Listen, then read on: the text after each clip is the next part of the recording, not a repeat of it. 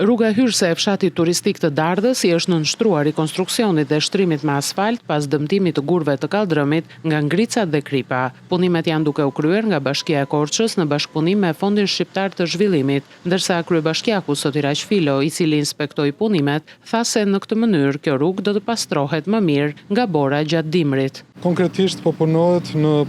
asfaltimin e rrugës hyrëse të fshatit të Dardhës,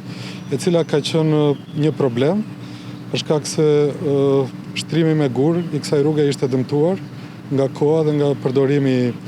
i kripës, duke krijuar vështirësi si për bizneset dhe banorët e zonës, ashtu dhe për frekuentuesit e këtij fshati turistik. Asfaltimi i kësaj rruge do të na krijojë pastaj kushtet për të patur një mirëmbajtje më të mirë, sidomos në stilin e dimrit, me përdorimin e